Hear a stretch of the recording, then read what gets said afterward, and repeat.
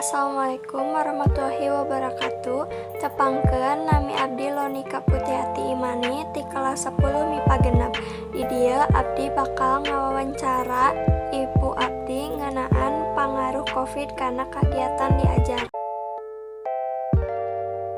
Punten kanggo ngenalkeun diri. Abdi sareng Ibuna Lonika.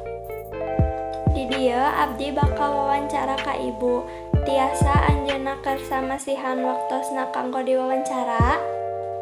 Mohon mangga. Pertanyaan anu pertama, naon wae dampak Covid kana kagiatan belajar anaking ibu?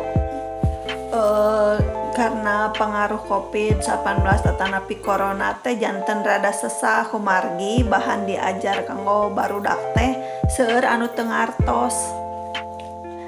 Muhun. Pertanyaan nomor 2, saha wae anu kana dampak Covid teh?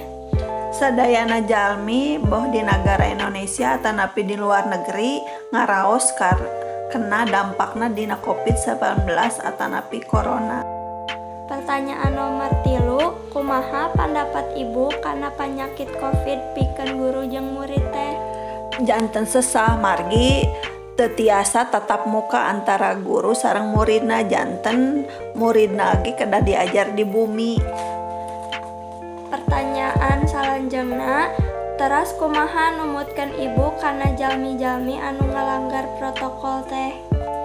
Kedah dipasian sanksi margi upami henteu ngamatuhan kana protokol kesehatan sadayana pasti kena, makana sadayana kedah taat kana peraturan komo kedah nganggo masker di mana wae ayana.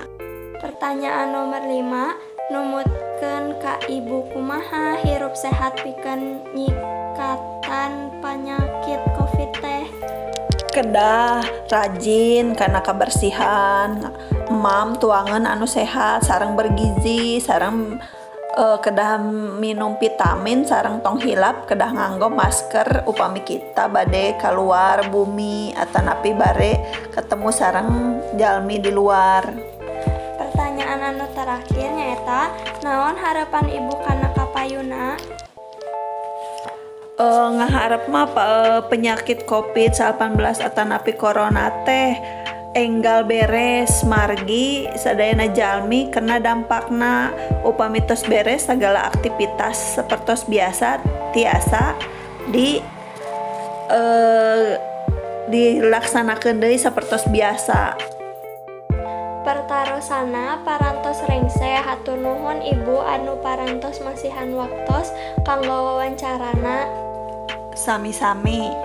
Sakitu wae ti abdi. Wassalamualaikum warahmatullahi wabarakatuh.